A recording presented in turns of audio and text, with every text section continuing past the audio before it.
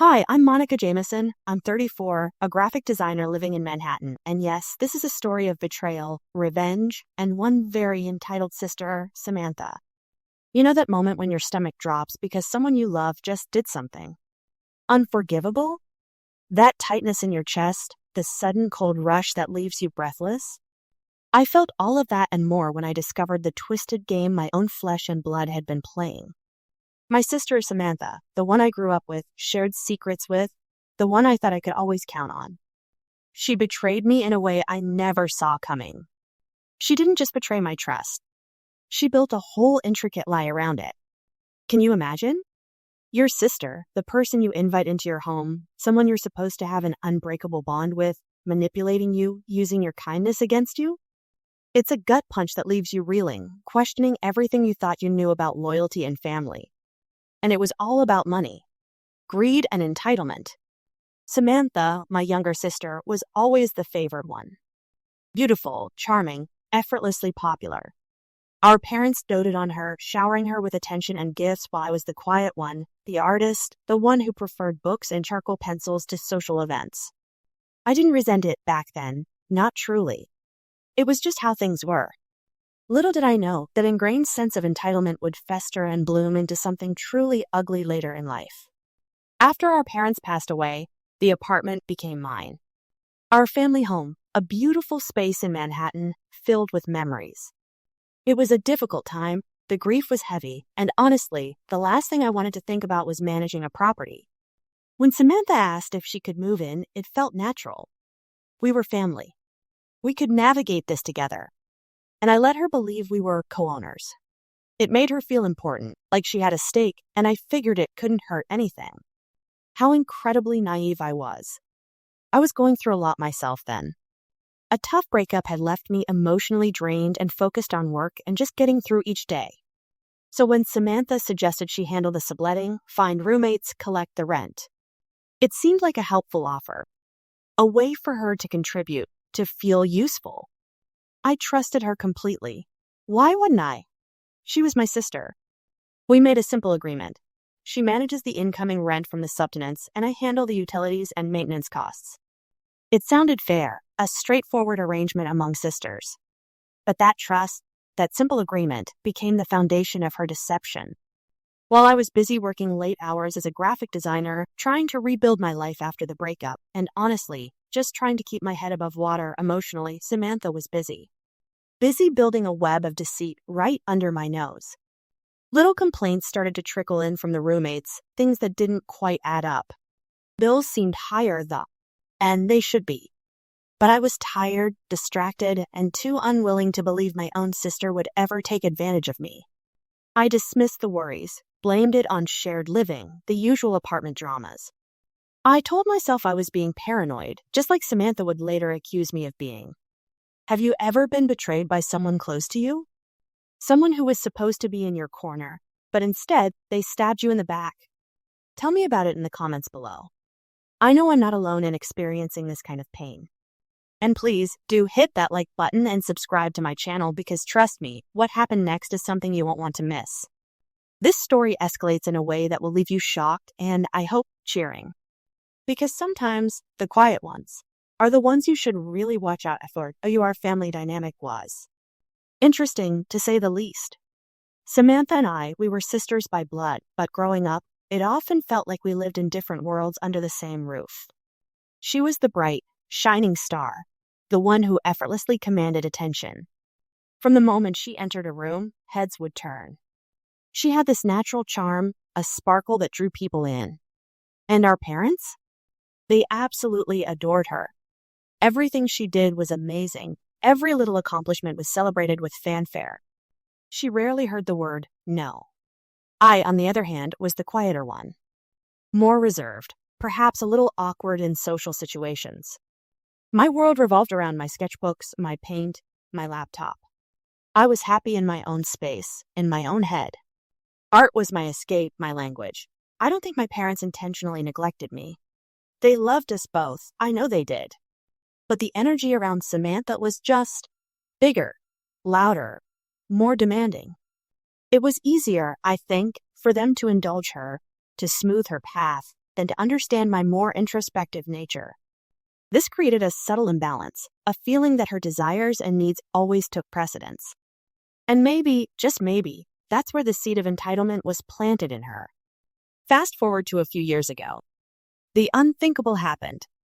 We lost our parents, both within a relatively short time. It was devastating. The grief was crushing, a heavy blanket that settled over everything. And in the midst of that sorrow, there was the apartment, our family home in Manhattan. It was a beautiful space, full of memories, happy ones, sad ones, everyday ones. According to their will, the apartment was left to me. It felt strange, inheriting the entire place. Part of me wished we could have shared it, but that wasn't how it was written. I was still reeling from the loss, and honestly, the idea of managing an entire apartment in New York City felt overwhelming.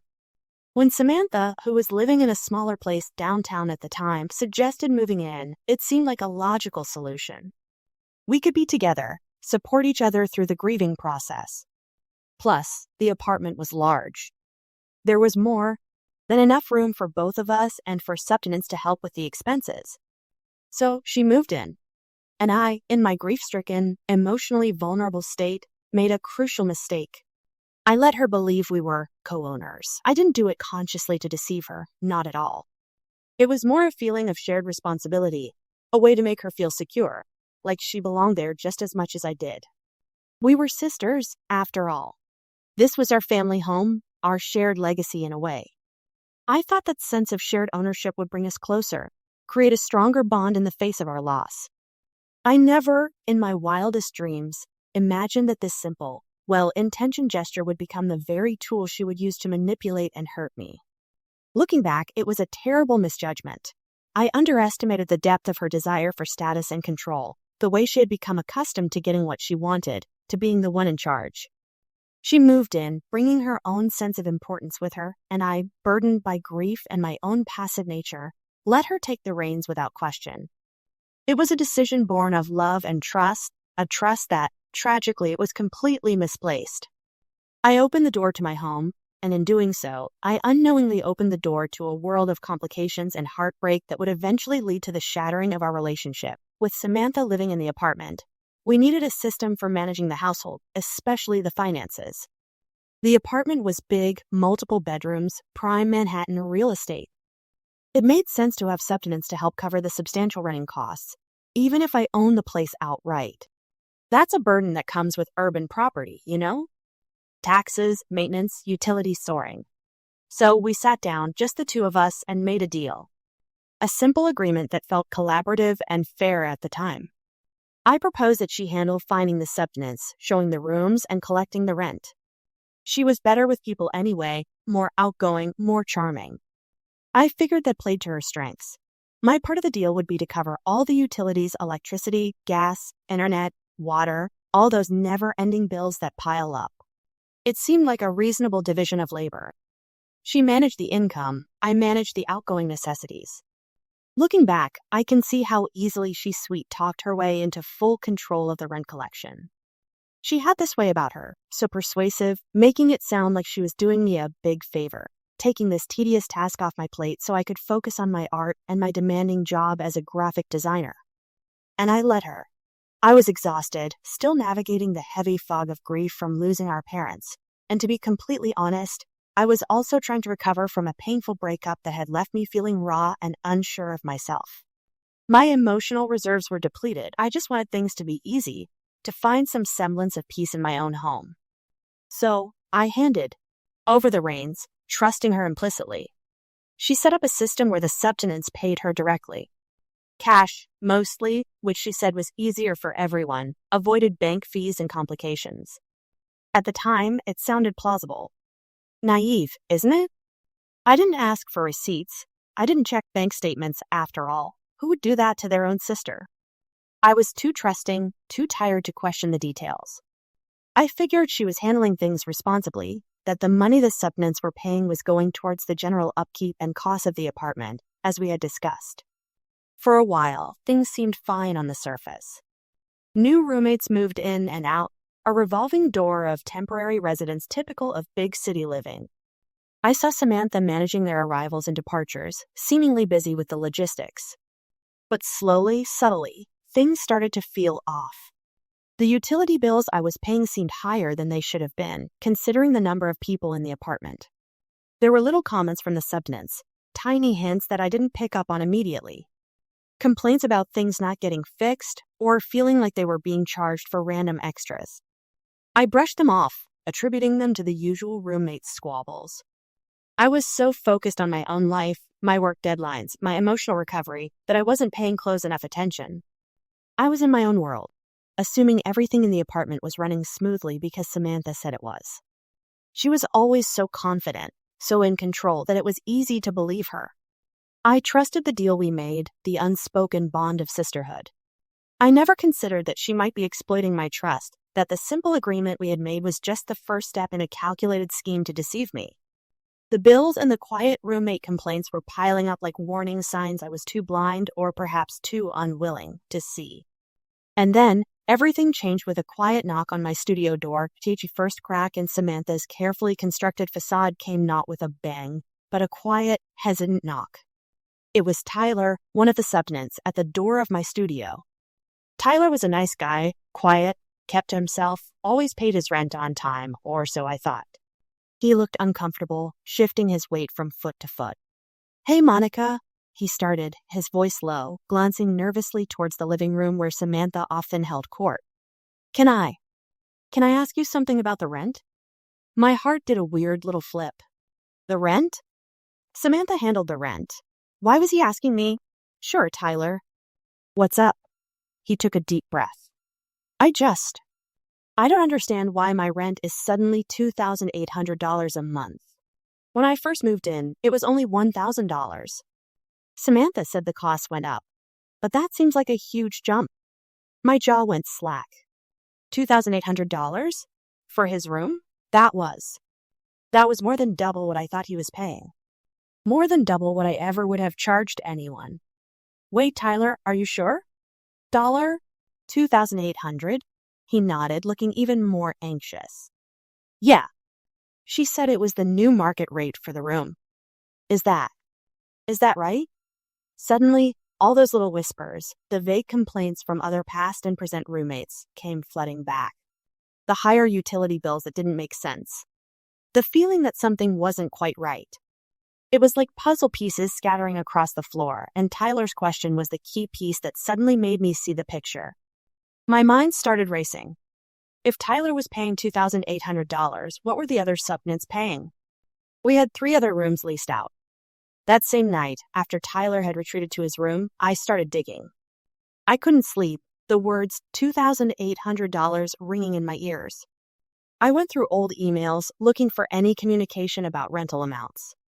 I tried to subtly probe another roommate about their rate. The answers were vague, evasive. They seemed hesitant to talk, which now made perfect, chilling sense. The knot of dread in my stomach tightened with each passing hour. I finally managed to get in touch with a former subtenant who had moved out a few months prior. I explained the situation as vaguely as possible, just asking about what they paid. Their answer confirmed my worst fears. They had been paying $1,800 for a room, when I had specifically told Samantha to keep it around $800, $900 to make it affordable for young people. I stayed up all night, a cold fury building inside me. I cross-referenced everything I could find. Old listings Samantha had posted online before taking them down quickly. Conversations with my current roommates where I finally pressed them for the actual amounts they were paying. The numbers were staggering. Roommate A, $2,800. Roommate B, $1,900. Roommate C, $1,500. And Tyler, $2,800. My hands were shaking as I did the math. $2,800 plus $1,900 plus $1,500 plus $2,800. That added up to $9,000 a month. $9,000. From my apartment, and she was telling me she was collecting maybe $3,000 or $4,000. Barely covering the utilities I was painstakingly paying for. She wasn't just overcharging. She was running a full-blown, highly profitable operation right under my nose, pocketing thousands in cash every single month, making over $6,000 a month from my apartment, the apartment I owned. The apartment she was living in rent-free. The betrayal was a physical ache in my chest. She wasn't just my sister. She was a con artist living in my home, stealing from me and from unsuspecting people looking for an affordable place to live in the city. The rent hadn't just gone up. It had gone way, way up, straight into Samantha's pockets, and the realization hit me like a ton of bricks. Finding out the truth about Samantha's scheme felt like being struck by lightning. My own sister, the person I lived with, someone I trusted implicitly, had been systematically stealing from me and the substance for months, maybe even longer. The raw hurt and anger were overwhelming, a churning storm inside me. I knew I had to confront her. I couldn't let this stand. I waited until she was home, acting as calmly as I could, though my hands were shaking and my voice wavered slightly. I started by asking her about the rent, casually at first, trying to give her an easy out, a chance to explain or admit it. But she immediately became defensive. "The rent? What about it?" she said, her eyes narrowing slightly. That innocent, charming facade she presented to the world was already beginning to crack around the edges. I decided to be direct. "Tyler told me what he's paying. $2,800? Samantha, that's not right. That's way more than we agreed on." And that's when the gaslighting began. It was like a switch had been flipped. The sweet sister vanished, replaced by a cold, manipulative stranger. "Tyler? Why are you talking to him about the rent? That's none of your business. I handled the tenants." "But it is my business, Samantha. It's my apartment, and you're charging them 3 times what we discussed." My voice was rising now, the carefully controlled calm evaporating under her accusatory tone. She laughed, a sharp, unpleasant sound that sent chills down my spine. "Your apartment? Don't be ridiculous, Monica. We're co-owners, remember? And the market rate has gone up dramatically. I'm just being smart, maximizing our income. You're so out of touch with reality, buried in your little art projects. Co-owners in name only, Sam. The deed is in my name. And maximizing income by charging exorbitant amounts and pocketing the difference? That's not smart. That's theft."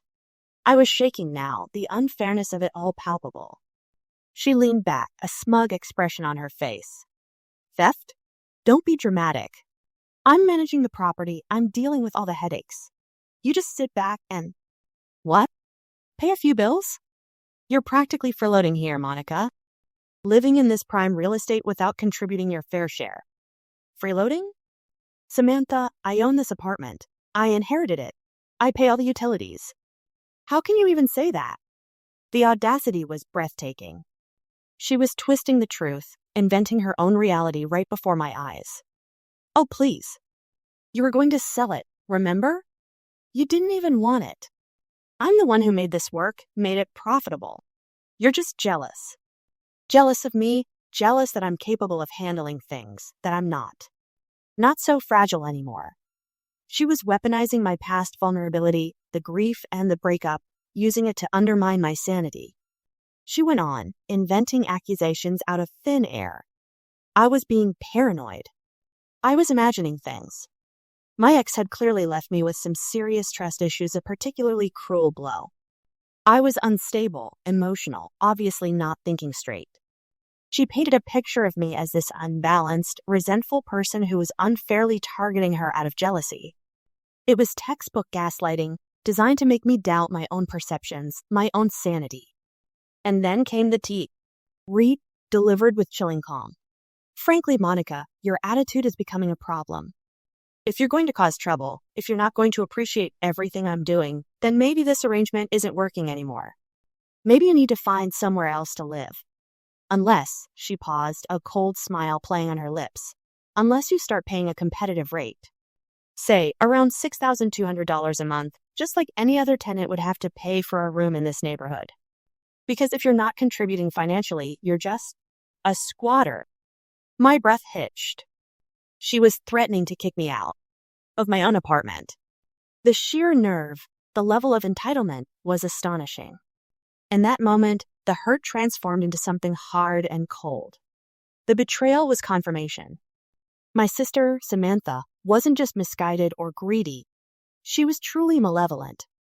The confrontation hadn't brought clarity or remorse. It had just shown me the chilling depth of her deception and her willingness to go to any lengths to maintain her lie. But she had no idea who she was dealing with. This wasn't the end. It was the beginning. The confrontation with Samantha left me shaken, but also with a chilling clarity. The gaslighting, the blatant lies, the threat to kick me out of my own home, it solidified the truth. My sister was not going to see reason, apologize, or change her ways. She was deep in her deception, convinced of her own entitlement. And trying to appeal to her sense of family or fairness was utterly pointless. In that moment, the hurt and anger gave way to a steely resolve. I wasn't going to scream and shout. I wasn't going to engage in a messy, emotional battle with her in the apartment. That was her arena, where she thrived on drama and manipulation. I needed a different approach. A quiet approach. A calculated approach. I decided to stay silent. For now. Let her think she had won the confrontation, that she had rattled me into submission. Let her continue in her smug confidence, oblivious to the storm I was gathering beneath the surface. This wasn't about petty arguments. It was about justice. About reclaiming what was rightfully mine and holding her accountable for her actions. My first step was to build an ironclad case. I started documenting everything. Meticulously. I went back through old emails, digging up every exchange about the apartment, about the initial agreement, about tenant inquiries. I saved them all, created a separate folder, secure and organized. Next, the rent stubs. Even though the roommates paid Samantha directly, some of them, like Tyler, had records of their payments, receipts they had insisted on. I quietly spoke to each current roommate, explaining that there seemed to be a discrepancy and asking if they wouldn't mind sharing their payment records. They were hesitant at first, afraid of getting involved, but seeing my genuine distress and the unfairness of the situation, they agreed. Their rent stubs were damning Evie. Aiden's hard numbers proving how much they were paying versus the pittance Samantha claimed to be collecting. The audio recordings were a newer development. After the confrontation, realizing how easily she lied and twisted things, I started discreetly recording conversations when she was discussing the apartment or the rent. Not constantly, but strategically. There was one particularly useful instance where she was bragging to a friend on the phone about how much money she was making from the apartment, laughing about how oblivious I was. It was chilling to hear her say it, but it was undeniable proof. I compiled all of this, the emails, the rent stubs, the tenant statements confirming what they paid, and the audio recordings. It was a growing portfolio of evidence, a clear timeline of her deception and fraudulent activity. During my lunch breaks, instead of grabbing a quick bite or running errands, I started visiting a lawyer. Not just any lawyer, but one recommended by a colleague for her sharp mind and no-nonsense approach to property and fraud cases. Her name was Sybil Harris, and from our first meeting, I knew I was in good hands. I laid out the situation, presented the evidence I had gathered so far. She listened intently, her expression serious, but with a flicker of something that looked like anticipation. She agreed that I had a strong case, not just for getting Samantha out, but for recovering the money she had stolen. Little did Samantha know, while she was basking in her perceived victory, continuing to pocket thousands each month, every smug smile she gave me, every casual mention of our apartment, was just counting down the time until her carefully constructed world came crashing down. I was quiet, yes, but I was also preparing. And the preparation was far more powerful than any shouting match could ever be. The quiet revenge plan was in motion. After several weeks of gathering evidence and working with my lawyer, Sybil Harris, we were ready to move to the next phase. Sybil was brilliant, calm, and analytical. She looked at the pile of documentation, the emails, the rent stubs, my notes, the audio recordings, and nodded with grim satisfaction. We have everything we need, Monica. Now we just need to deliver the final blow. The final piece of the puzzle, according to Sybil, was to get Samantha to publicly acknowledge her supposed ownership of the apartment. It might seem minor, but in a potential legal battle, having her on record in front of witnesses claiming ownership would further highlight the extent of her fraudulent misrepresentation. And I knew exactly how to get Samantha to do that. Her ego was her biggest weakness. I decided to host a brunch at the apartment. A sophisticated, slightly upscale gathering, the kind of event Samantha loved to be center stage at. I invited a mix of people. Some neighbors she knew, a few of her work colleagues she often tried to impress, and importantly, some of the subtenants who air secretly on my side. They were eager to see how this played out after being fleeced. I even invited Mrs. Gibbons, our elderly neighbor from down the hall who had sharp ears and an even sharper memory. Samantha, completely oblivious to the real reason for the brunch, was thrilled. She saw it as an opportunity to parade her lifestyle, to show off her incredible apartment in Manhattan. She spent the days leading up to it meticulously cleaning and decorating, ordering expensive pastries and floral arrangements. She was in her element. The day of the brunch arrived. The apartment looked stunning, filled with sunlight and the aroma of coffee and croissants. Samantha flitted around, playing the perfect hostess, her charm dialed up to 11. I watched her, a quiet observer in the background, feeling a strange mix of nausea and anticipation. This was it. The setup. As the conversations flowed, inevitably, the topic of the apartment came up. Someone complimented the view, commented on the space. And like clockwork, Samantha puffed up her chest, a bright, confident smile on her face, and launched into her practice speech. "Oh, thank you," she exclaimed to a group that included Mrs. Gibbons and a few of her colleagues. "It's been a lot of work, but we've really made this place our own."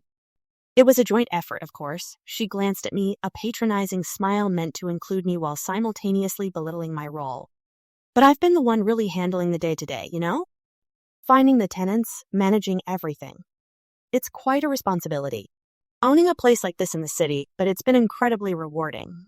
She went on, talking about our investment, our property, the market value we've built. She sounded completely convinced of her own lie. And as she spoke, I held my phone discreetly by my side, the recording app open and running. Every word, every boast, every possessive claim over my apartment was being captured. It was the final piece I needed. Public declaration, witnessed by multiple people, recorded for posterity. Later that day, after the last guest had left and Samantha was relishing in what she perceived as a successful display of her status, I sent the recording to Sybil. Her reply was swift and simple. "Excellent. The final piece of proof. Ms. Jameson, let's begin." The quiet gathering, the charming facade, the innocent brunch, it was all leverage. Leverage and lipstick, a carefully orchestrated performance to capture undeniable evidence of her deception. Samantha had walked right into the trap, blinded by her own arrogance. The countdown had officially begun. The 2 weeks that followed the brunch were the longest of my life. I maintained my quiet demeanor, letting Samantha think everything was normal, even letting her continue to believe she had the upper hand. The tension beneath the surface was immense, a coiled spring ready to release. Sybil and I finalized the legal paperwork. The eviction notice WA.S. prepared, formal, and stark. We chose a weekday morning when Samantha was typically out for one of her endless meetings or social engagements. I coordinated discreetly with the subtenants who were aware of what was happening. They were nervous but supportive, eager for the drama and the eventual resolution that would free them from Samantha's overpriced arrangements. With Sybil's assistant and a locksmith, we went to work. The locks on the apartment door were changed quickly and efficiently. It felt strangely surreal, altering the entrance to my own home. As the new lock clicked into place, a sense of closure, of reclaiming my space, washed over me. Sybil's assistant carefully taped the official eviction notice to the door, a bright white paper demanding attention against the dark wood. It clearly stated that Samantha Jameson was being formally evicted from the premises, and crucially, it listed my name, Monica Jameson, as the sole property owner.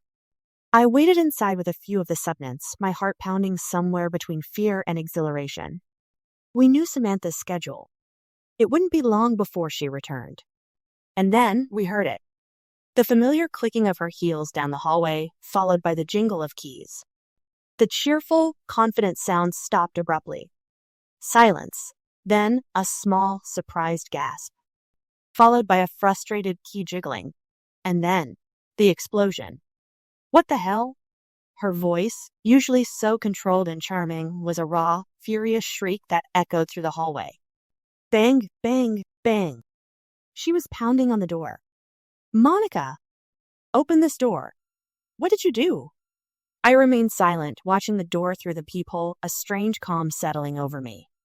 The subtenants exchanged nervous glances. Monica, this isn't funny. Open the door right now. Her voice was hoarse with outrage. The pounding intensified. The noise was impossible to ignore in a Manhattan apartment building. Doors slowly started opening down the hall. Old Mr. Henderson peered out. Mrs. Gibbons opened her door slightly, her eyes wide with surprise. Other neighbors, drawn by the commotion, started to emerge, witnessing the spectacle of Samantha Jameson, the woman who projected an image of effortless success and ownership, screaming and banging on a door with an eviction notice taped to it. "You can't do this. This is my apartment. My home," she shrieked, her carefully constructed facade crumbling into a pile of furious accusations. "You crazy. You can't just change the locks.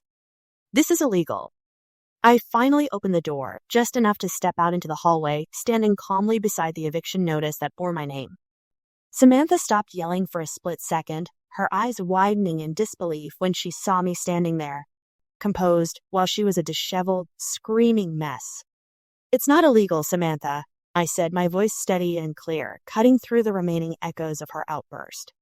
"It's my apartment. And you have been formally evicted." She paled, the color draining from her face as she read the notice, her eyes landing on my name. The shock was profound. She truly believed she had some claim, that I was the one in the wrong, that she could threaten and manipulate me into submission. The realization that she was standing in the hallway, locked out of the apartment she had pretended to own and profit from, hit her hard. Her composure shattered completely. She let out another shriek, louder this time, a sound of pure, unadulterated fury and humiliation. You witch! You set me up! This is my apartment! You can't do this!" Neighbors were now fully out in the hallway, staring. Mrs. Gibbons gave me a sympathetic nod. I'm sure they had heard plenty of discussions between us over the past months. Someone must have called the police, because within minutes, 2 officers arrived, drawn by the screaming. Samantha, seeing the police, immediately launched into a dramatic performance, telling them I was illegally locking her out of her own home, that I was crazy, unstable. I waited patiently for a break in her tirade, then calmly stepped forward. "Officers," I said, holding up a document I had ready in my hand. "This is the property deed. The apartment is legally registered solely in my name, Monica Jameson. She is no longer a lawful resident, and this is a valid eviction notice." I handed the deed to one of the officers. He examined it, then looked at Samantha, then back at the deed and the eviction notice. His expression shifted from one of confusion to understanding. Samantha watched his face, her own turning a sickly shade of white. The game was over. The eviction day surprise had landed. And the look on her face as she realized the full weight of what was happening was a grim form of satisfaction I never thought I'd feel after the hallway drama and the police intervention. Samantha was escorted away. She was furious, humiliated, but still surprisingly defiant. Access to the apartment was denied, and the police made it clear that any further attempts would result in her arrest. She had to call a friend to come get her and, I assume, help her find a place to stay. Predictably, fueled by her bitterness and unwavering belief in her own narrative, Samantha didn't let it go. She hired a lawyer, likely a less scrupulous one, given the circumstances, and initiated legal action against me. She claimed illegal eviction, wrongful denial of access, and even some wild accusations about me mishandling family assets after our parents passed away. She was swinging wildly, hoping something would stick. But I was ready. My lawyer, Sybil Harris, was calm and prepared. We didn't just defend against Samantha's claims. We went on the offensive. We filed a counterclaim for theft, fraudulent enrichment, and damages due to her deceitful actions and the financial loss she had caused not just to me, but to the substance she had overcharged. The courtroom felt sterile and formal. Saman, thus sat across the aisle, radiating an air of injured innocence for the benefit of the judge, occasionally shooting me venomous glances when she thought no one was looking. Her lawyer, a slick-looking man, tried to paint me as the aggressor, the unstable sister driven by jealousy. But Sybil was methodical. We presented the property deed first. Simple, undeniable proof of ownership. The judge examined it carefully. That was the foundation, the unshakable fact that undercut all of Samantha's claims of co-ownership or being wrongfully removed from her home. Then came the supporting evidence, the emails outlining our initial simple agreement, showing how I delegated rent collection to her based on reported lower amounts. The rent stubs and statements from the subtenants, clearly detailing the exorbitant amounts they had been paying, sometimes triple and even quadruple the agreed-upon figures. Their testimony, quiet but firm, recounting their confusion and the high rents they were forced to pay. And finally, the bombshell. Sybil asked to present the audio recording from the brunch. Samantha's lawyer objected vehemently, calling it an invasion of privacy. But Sybil argued it was a crucial piece of evidence proving fraudulent misrepresentation and her clear intent to deceive. The judge allowed it. As the recording played, Samantha's confident, performative voice filled the courtroom, bragging about our property, owning a place like this in the city, and managing everything. Her face, which had been set in a mask of righteous indignation, slowly drained of color. She fidgeted in her seat, her eyes darting nervously. She knew what she had said, how convincing she had sounded to everyone present. Hearing it played back in a courtroom, in front of a judge, was a stark reality check. The contrast between her claims on the recording and the legal reality of the deed, coupled with the hard evidence of the inflated rent payments, was devastating to her case. Sybil delivered her closing statement with quiet authority, laying bare Samantha's calculated scheme, her manipulation, and the substantial financial harm she had inflicted. The judge, after reviewing all the evidence, delivered his ruling. He dismissed Samantha's claims of illegal eviction and wrongful denial of access, stating that the property deed clearly established my sole ownership and that the eviction process had been legally executed. Then came the part that made Samantha's face truly go pale. The judge ruled in my favor on the counterclaim. He found Samantha responsible for theft and fraudulent enrichment. He ordered her to pay significant restitution, the accumulated difference between the actual rent collected from the subtenants and the amounts she had told me, plus interest.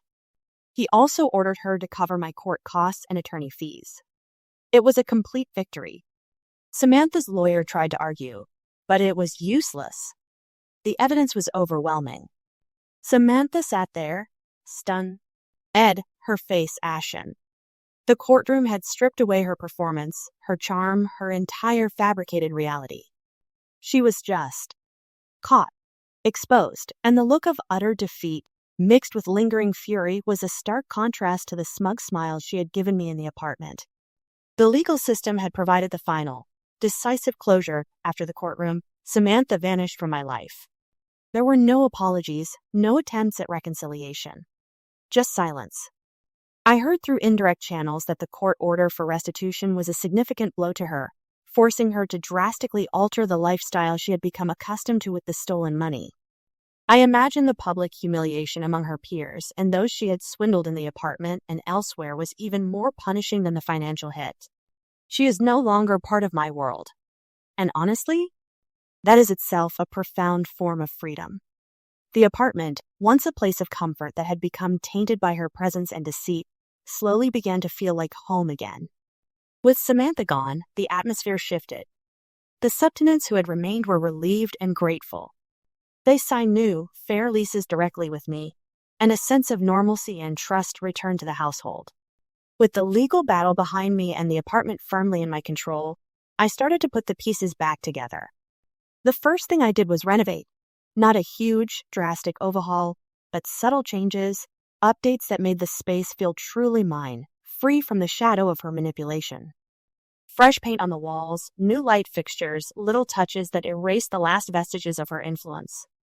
The floors, the beautiful original hardwood floors, seemed to shine a little brighter without the weight of her lies pressing down on them. I also made a significant change to the layout.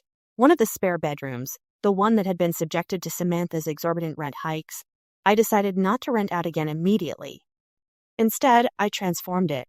I cleared it out, brought in my art supplies, set up an easel and a large drawing table. It became my creative studio, a dedicated space just for my work, something I had always dreamed of having in the apartment but had never prioritized. Now, it felt essential, a symbol of reclaiming my passion and my space. Life settled into a new rhythm. Work, my art, managing the apartment with transparency and fairness, simple interactions with my now trusted subtenants. The constant underlying tension, the suspicion and hurt that had become a backdrop to my life with Samantha here, was gone. There is a peace now, a deep, quiet peace that I hadn't realized how much I had missed. The apartment is no longer a battleground. It's my sanctuary. The silence of the space is no longer the absence of her noise. It's a symphony of tranquility. I can hear the city outside, the hum of life, but inside, it's calm.